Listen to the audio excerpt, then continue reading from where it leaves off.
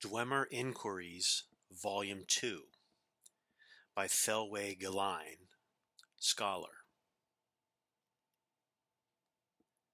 In the deep halls, far from men, forsaken red mountain, twisted kin.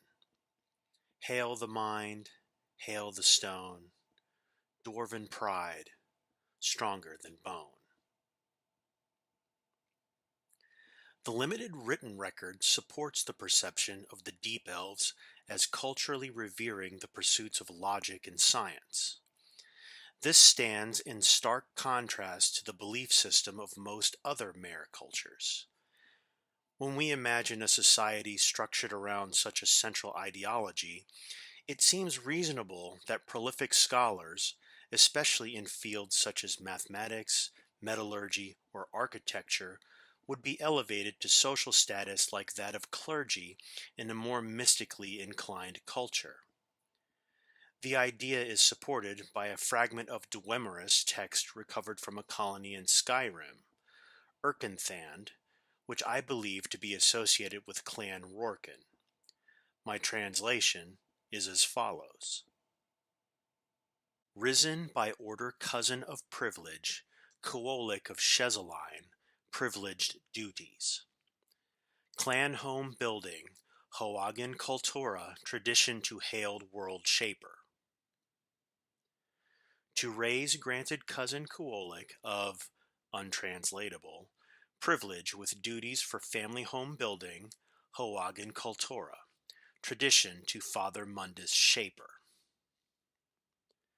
Some scholars interpret this as evidence of Dwemer worship of Mundus, but I do not agree.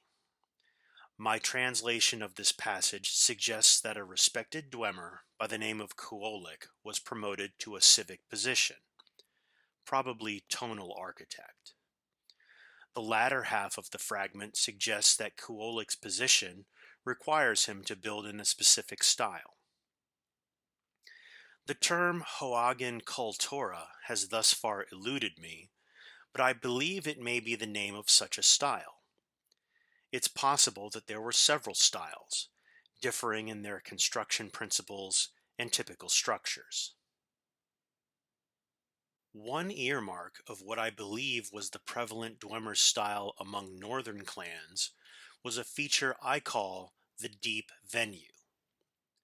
Deep venues are often characterized as being made up of one or more expansive natural caverns in which several other structures will occur. Structures within the venue may be carved from the stone itself or freely erected upon the cavern floor. The largest and most impressive venues, such as those found in Bethardums, may even feature roads wide enough for 10 large men to walk shoulder meets shoulder along it. Arcanics are typically smaller structures.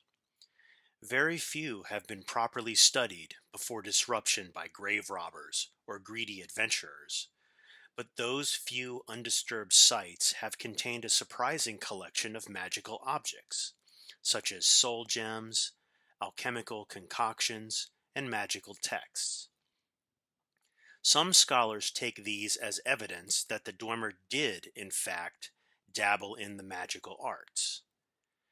Based on what we know of their culture, as well as the fact that most arcanics are minor structures compared to other common fixtures, I would suggest that these were centers of study and nothing more. Perhaps the dwarves established these halls as a mean to study men and mare, who surely seemed as alien to them as the Dwemer seem to us today. Great onomaculatories can be found in many dwarven strongholds. These were the factories where the centurions and various other constructs were built.